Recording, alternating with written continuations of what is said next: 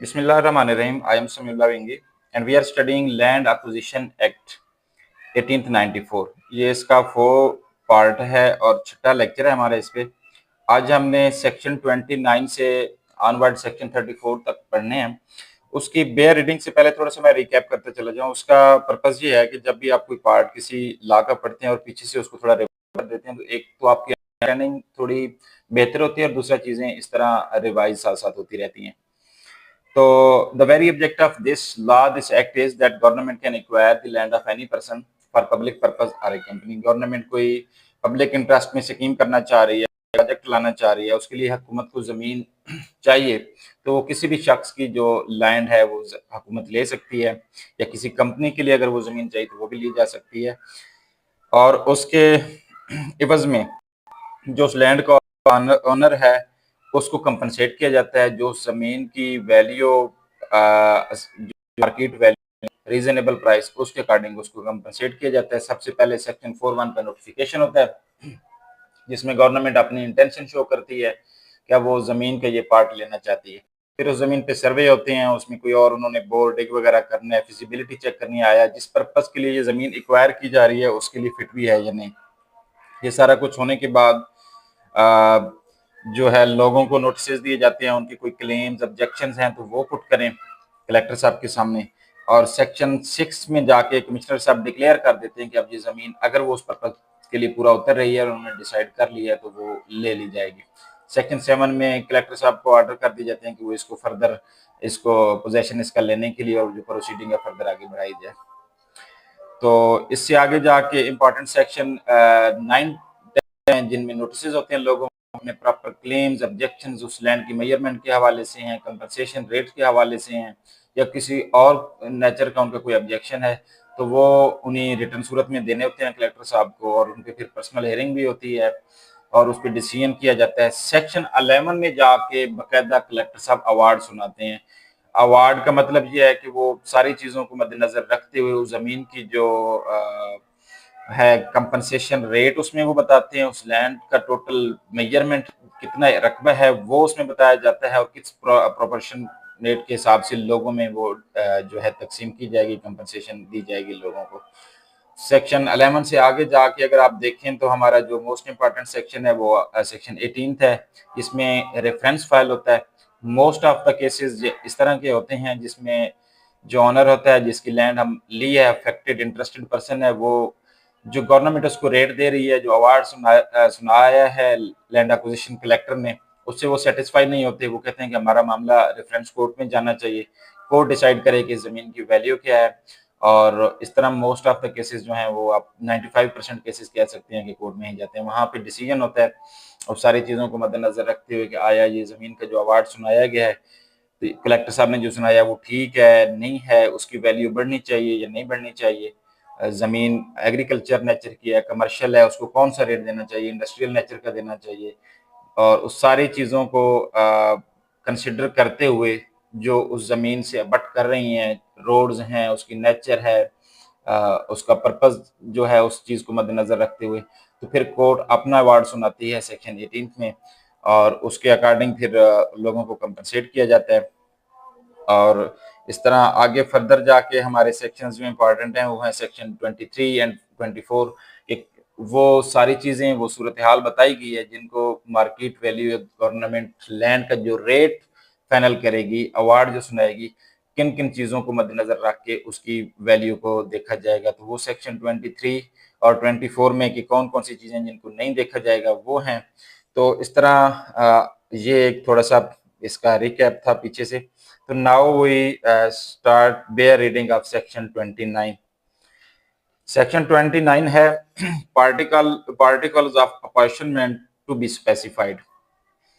where there are several persons interested. If such persons agree in the apportionment of the compensation, the particulars of such apportionment shall be specified in the award, and as between such persons the award shall be conclusive evidence of the correctness of apportionment. जब एक से ज्यादा लोग उस land के अंदर interested होते हैं और वो कंपनसेशन की जो तखसीस है, जितना जितना हिस्सा जिस शख्स को जाना चाहिए उस पे अगर वो तमाम इशखास एग्री हो जाते हैं तो देन क्या होता है, द पार्टिकुलर्स ऑफ सच अपॉर्चुनमेंट, उस तखसीस की जो मालूमात हैं वो सारी अवार्ड के अंदर मेंशन कर दी जाती हैं और उन तमाम लोगों के दरमियान ये कंक्लूसिव एविडेंस समझा जाता है उनकी तखसीस अपॉर्चुनमेंट की दुरुस्त होने के हवाले से। जब वो लोग एग्री होते हैं आपस में, उनका कोई इतराज नहीं होता अपॉर्चुनमेंट पे, then it is considered conclusive evidence of the correctness of apportionment. आगे है section 30, dispute as to the apportionment. अगर उसकी तखसीस, उसके अपॉर्चुनमेंट के बारे में कोई डिस्प्यूट राइज हो जाता है तो फिर क्या होगा? When the amount of compensation has been settled under section 11, section 11 जिसमें अवार्ड सुनाया जाता है उसमें अगर कंपनसेशन की रकम सेटल कर दी गई है, and if any dispute arises as to the apportionment of the same, उसकी तखसीस के बारे में कोई डिस्प्यूट राइज हो जाता है, एंड एनी पार्ट देयरऑफ, या उसके कुछ हिस्से के बारे में, as to the person to whom the same और any part thereof is payable, कि वो कंपनसेशन किस बंदे को जानी चाहिए, कितना हिस्सा किसको जाना चाहिए, इसके हवाले से अगर कोई डिस्प्यूट राइज होता है, the collector may refer such dispute to the decision of court. तो इस किस्म का अगर कोई मामला आता है, कोई डिस्प्यूट आता है, तो फिर ये कलेक्टर साहब ये मामला कोर्ट में उसके कोर्ट के डिसीजन के लिए रेफर कर देते हैं। आगे चल के पार्ट 5 है हमारा,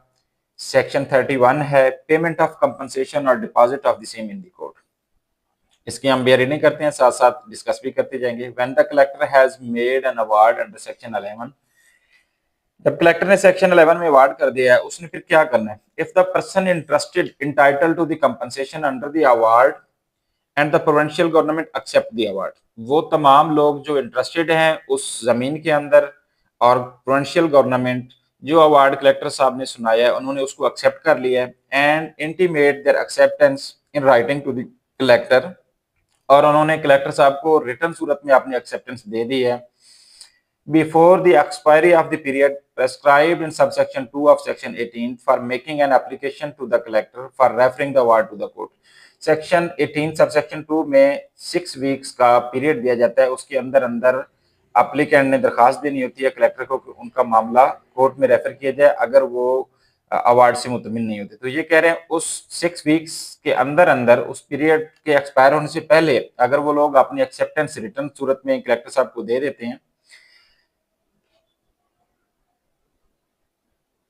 are in subsection 3 of said section for referring the award of the court by provincial government। और provincial government को भी ये राइट है कि वो भी अवार्ड कोर्ट में रेफर कर सकते हैं। इसके लिए भी 6 महीने का पीरियड होता है, ये जब नोटिस सर्व हो जाते हैं उसके 6 वीक्स के बाद का होता है। तो इस सूरत में क्या होता है, विच एवर इज लेटर, जो टाइम बाद में खत्म हो रहा है उस डेट के हिसाब से, or if the period specified in subsection 2 of said section for making an application to collector or in subsection 3 for referring the award to the court has expired, ये टाइम जो ऊपर हमने डिस्कस किया है ये अगर गुजर चुका है, एंड नो सच एप्लीकेशन और रेफरेंस हैज बीन मेड। पहली सूरत क्या है कि या तो आपने उस पीरियड के एक्सपायर होने से पहले पहले अपनी रिटर्न एक्सेप्टेंस दे देते हैं अवार्ड के हवाले से, या अगर वो एक्सेप्टेंस नहीं देते लेकिन ये टाइम गुजर जाता है जो 6 हफ्तों का है या फिर 6 मंथ्स का है, तो ये अगर टाइम गुजर जाता है तो देन क्या होगा, the collector shall before taking possession of the land, collector उस जमीन का कब्जा लेने से पहले tender payment of the full amount of compensation awarded by him to the person entitled thereto according to the award, कि वो जो उसने अवार्ड सुनाया और उस अवार्ड के मुताबिक ये कंपनसेशन जिन लोगों को जानी चाहिए उनको फुल पेमेंट की ऑफर देता है, and shall pay it to them unless prevented by some one or more of the contingencies mentioned in subsection 2। Subsection 2 नीचे हम देखेंगे, उसमें अगर कोई ऐसी रुकावट नहीं आ जाती, कोई उसके अलावा उसको अगर कलेक्टर साहब को मतलब प्रिवेंटेड नहीं होना पड़ता तो अदरवाइज वो फुल पेमेंट इंटरेस्टेड पर्सन को दे देगा। इसका क्लास बी है, if the person interested entitled to the compensation under the award or the provincial government object to the award, पहली क्या सूरत थी, एक्सेप्ट दी अवार्ड, दूसरी सूरत ये कह रहे हैं कि अगर वो उस अवार्ड पे ऑब्जेक्शन लेके आते हैं इंटरेस्टेड पर्सन या provincial government, and an application has been made to the collector under subsection 2 of section 18 for referring the award to the court, or the award has been referred to the court by the provincial government under subsection 3 of section 18, या वो दरखास्त दे देते हैं collector साहब को कि उनका matter section 18 sub section 2 के तहत कोर्ट के अवार्ड के लिए रेफर किया जाए, या प्रोविंशियल गवर्नमेंट रेफर कर देती है कोर्ट को अवार्ड के लिए। The collector shall before taking possession of the land, collector क्या करेगा, जमीन का कब्जा लेने से पहले tender payment of the compensation awarded by him or estimated cost of acquisition of such land as determined by collector of the district under subsection 1 of section 17। Section 17 urgency matter को deal करता है। वो कह रहा है कि जमीन का कब्जा लेने से पहले जो अवार्ड कलेक्टर साहब ने सुनाया या कंपनसेशन अवार्डेड बाय हिम, जो लैंड एक्विजिशन कलेक्टर ने कोई अवार्ड दिया वो कंपनसेशन की रकम, या डिस्ट्रिक्ट कलेक्टर ने जो एक रकम एस्टिमेट अमाउंट डिटरमिन की है वो, विच एवर इज लेस, जो कम बनती है, to the person entitled thereto under the award, award के अंदर जो शख्स उस अमाउंट को लेने के लिए हकदार हैं, एंटाइटल्ड हैं, उनको दी जाएगी।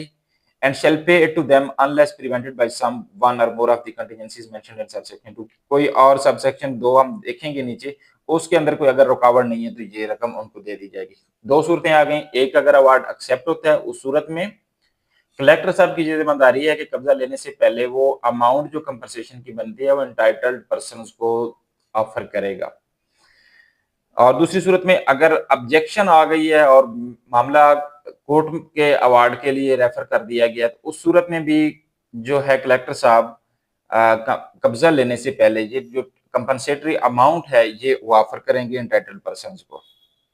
अगर कानूनी तौर पे कोई उसमें और रुकावट नहीं है तो। Provided that no payment under clause B shall be made until the person entitled to the compensation furnishes to the satisfaction of the court as a security for refund of the amount, if any, which may subsequently be found to be in excess of the compensation awarded to him by the court। इसमें शर्त क्या रख दी गई है कि ये payment उस time तक इंटाइटल पर्सन को नहीं दी जाएगी जब तक वो कोई ऐसी सिक्योरिटी नहीं दे देते कि अगर जो अवार्ड सुनाया गया है और उनको जो रकम पे कर दी गई है वो ज्यादा बन गई है। एक पर्सन को फॉर एग्जांपल 5 लाख रुपए जाने चाहिए थे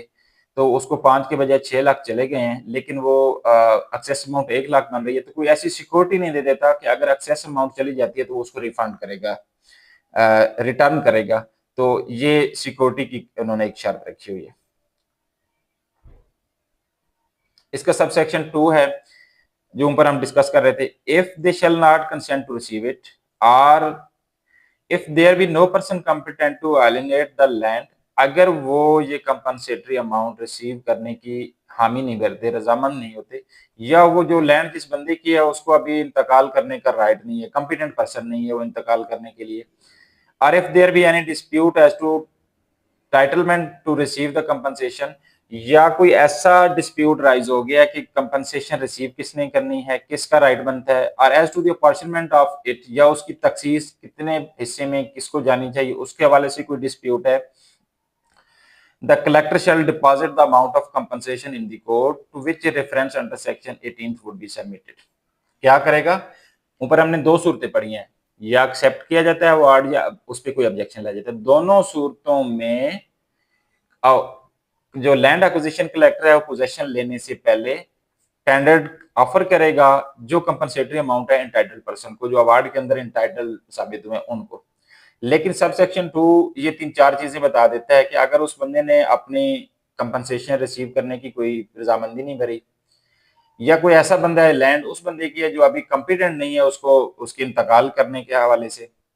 या कोई उस कंपनसेशन की टाइटलमेंट किस बंदे को जानी चाहिए उसके हवाले से डिस्प्यूट राइज होता है, या उसकी तखसीस कितने हिस्सों में किसको जानी चाहिए इस हवाले से कोई डिस्प्यूट राइज होता है, तो फिर क्या करेगा कलेक्टर इंटाइटल पर्सन को अमाउंट नहीं देगा, बल्कि वो सेक्शन 18 के तहत जिस कोर्ट में रेफरेंस जा रहा है उस कोर्ट में वो कंपनसेशन की अमाउंट सबमिट करवा देगा, जमा करवा देगा, डिपॉजिट करवा देगा। Provided that any person admitted to be interested may receive such payment under protest as to the sufficiency of amount। लेकिन ये कह रहे हैं कि कुछ लोग इस सूरत में भी वो एज ए प्रोटेस्ट वो अपना मुतालबा सामने रखते हैं कि ये रकम जो हमें दी जा रही है ये नाकाफी है, लेकिन इस मुतालबे के साथ वो अमाउंट वो रिसीव कर सकते हैं। provided all that no person who has received the amount otherwise than under protest shall be entitled to make any application under section। एक ये है कि एक बंदे ने अपनी रजामंदी से वो कंपनसेशन की अमाउंट ले ली है, तो फिर उस बंदे को सेक्शन 18 में रेफरेंस में जाने का राइट नहीं है। हाँ, अगर एक बंदे ने अमाउंट कंपनसेशन की ले ली है लेकिन उसने अपना मुतालबा ये साथ रखा है कि मेरी मुझे जो अमाउंट दी जा रही है दैट इज नॉट रीजनेबल और जो उसका क्लेम है उससे कम है, तो इस सूरत में वो जो है वो सेक्शन 18 में रेफरेंस में भी जा सकते हैं और एज ए प्रोटेस्ट वो अपनी अमाउंट रिसीव भी कर सकते हैं। Provided also that nothing herein contained shall affect the liability of any person who may receive the whole or any part of compensation awarded under this act to pay same the person lawfully entitled thereto।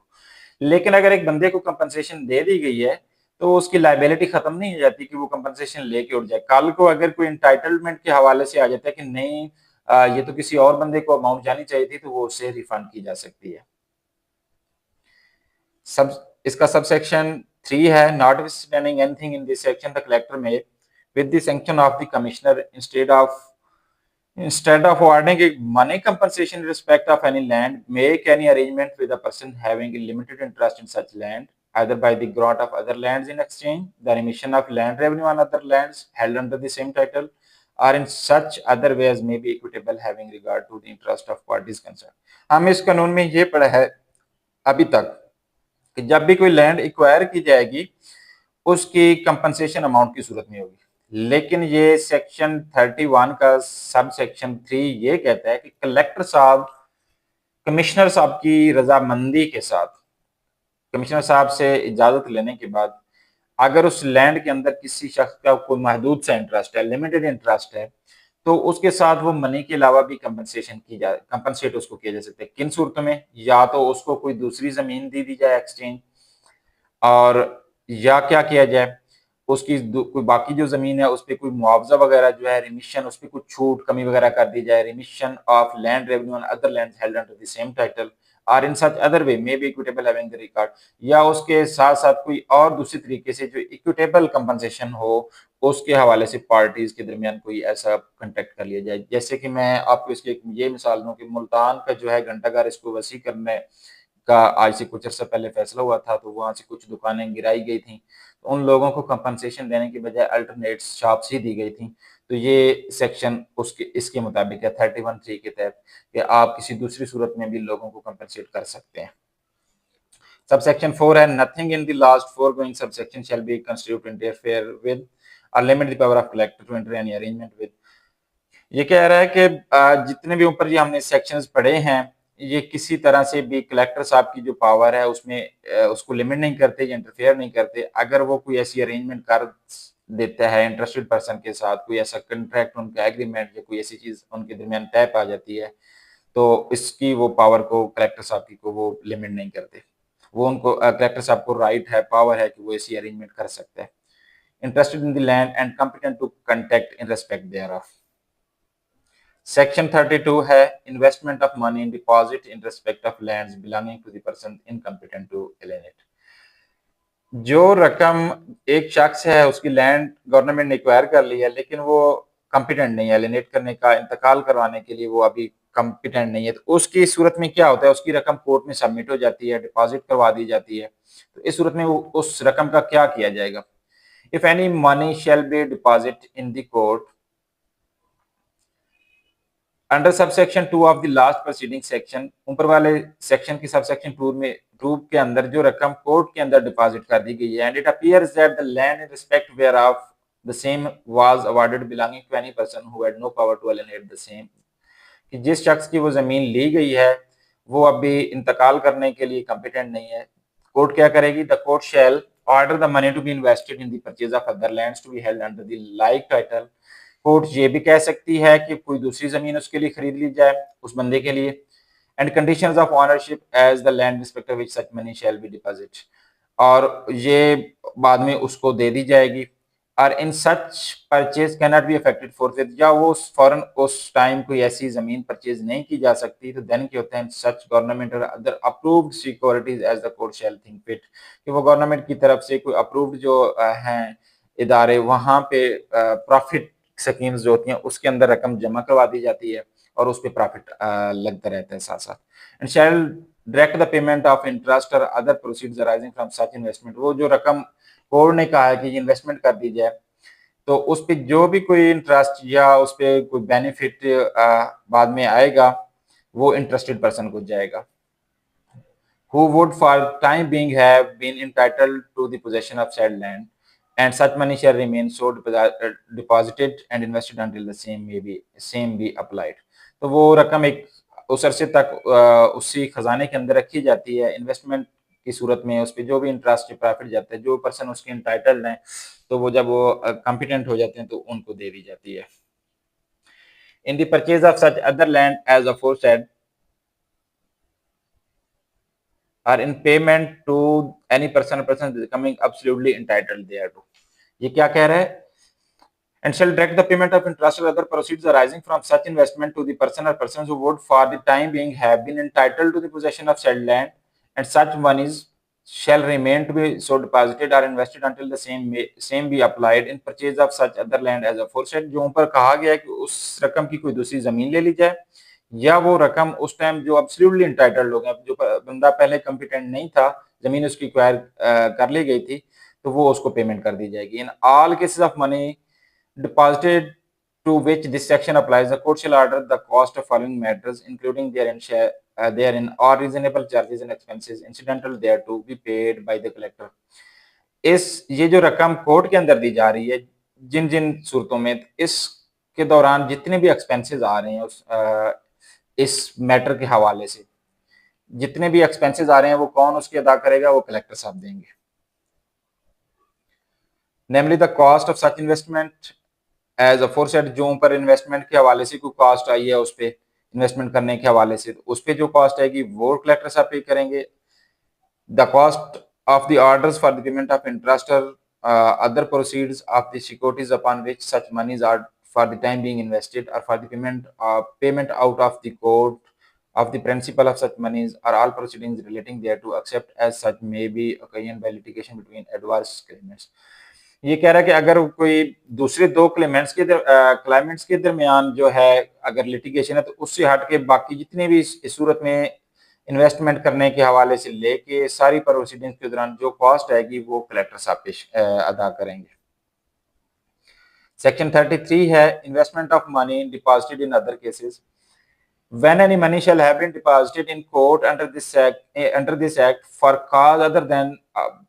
that mentioned in the last preceding section, जो ऊपर वाले section में ये बयान की गया कि एक इस सूरत में रकम कोर्ट में दी जाती है कि जो उस बंदे की जमीन एक्वायर की गई है is not competent to alienate the same, तो वो इंतकाल करने का वो के लिए अभी कॉम्पिटेंट नहीं था, तो इसलिए उसकी रकम कोर्ट में दे दी गई है। ये कह रहे हैं इसके अलावा अगर कोई रकम कोर्ट के अंदर डिपॉजिट की जाती है तो उसका क्या होगा? The court may on the application of any party interested or claiming an interest in such money, court उस बंदे की दरखास्त पे जिसका कोई इंटरेस्ट है या वो क्लेम कर रहा है कि उसका इंटरेस्ट है उस रकम में, order the same to be invested in such government और other approved securities as it may think proper. Government की तरफ से या कोई और दूसरी अप्रूव्ड जो सिक्योरिटीज हैं वहां पे वो उसको इन्वेस्टमेंट करने का ऑर्डर कर सकता है। And may direct the interest or other proceeds of in such investment to be accumulated and paid in such manner as it may consider will give the parties interested therein the same benefit therefrom as they might have had from the land in respect whereof such money shall have been deposited or as near thereto as may be। तो उसमें कोई भी बाद में जो benefit होगा, interest हासिल होगा, कोई प्रॉफिट उससे मिलेगा, तो वो उन लोगों में उसी तरह ही उनको ही दे दिया जाएगा जिस तरह उनका उस जमीन के अंदर इंटरेस्ट था, रेस्पेक्टिवली उसी के हिसाब से उन लोगों को ये सारा दे दिया जाएगा। सेक्शन 34 है payment of interest. When the amount of such compensation is not paid or deposited on or before taking possession of the land, the collector shall pay the amount awarded with compound interest at the rate of 8% per annum from the time of so taking possession until it shall have been so paid or deposited,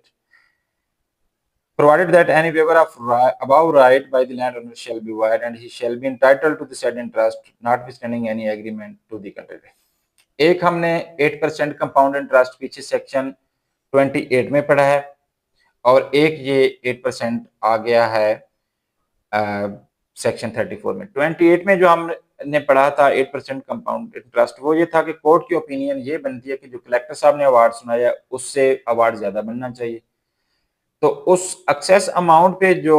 है ना 8% वो दिया जाता है, और कितने period के लिए दिया जाता है? जिस दिन से कलेक्टर साहब ने पोजेशन लिया है उस दिन से लेके पेमेंट की डेट तक, जब तक वो रकम पे नहीं कर दी जाती या जब तक वो कोर्ट में जमा नहीं करवा दी जाती एक्सेस अमाउंट, उस पर वो 8% दिया जाता है। लेकिन यहाँ जो 8% का जिक्र है वो कुछ इस तरह है, when the amount of such compensation is not paid or deposited on or before taking possession of the land, जमीन का कब्जा लेने के टाइम या उससे पहले जो कंपनसेशन की रकम है वो ना तो अदा की जाती है इंटरेस्टेड पर्सन को, ना ही कोर्ट के अंदर डिपॉजिट की जाती है। द कलेक्टर शैल पे the amount awarded with compound interest at the rate of 8% per annum from the time so taking possession until it shall have been so paid। तो collector साहब उस सारी रकम पे, कलेक्टर साहब उस सारी रकम पे जिस दिन को, जिस डेट को उन्होंने पोजेशन लिया था उससे लेके एनुअल 8% उस तमाम रकम पे, जब तक वो रकम वो अदा नहीं कर देता इंटरेस्टेड पर्सन को, एंटाइटल्ड पर्सन को, या कोर्ट में डिपॉजिट नहीं करा दिया जाता, तब तक ये लागू होता है। और अगर ये जो राइट दिया गया है लोगों को, इसको अगर कोई बंदा वे भी कर दे तो फिर भी वो वाइड होगा, उसको लेना ही है। ये आज का ये हमारा लेक्चर था। Thank you. इंशाल्लाह इसके आगे जाके हमने पार्ट 6 इसका पढ़ना है, और होप सो कि नेक्स्ट लेक्चर में हमारा ये लैंड एक्विजिशन एक्ट खत्म हो जाएगा, उसके बाद हम आर्बिट्रेशन एक्ट देखेंगे। Thank you.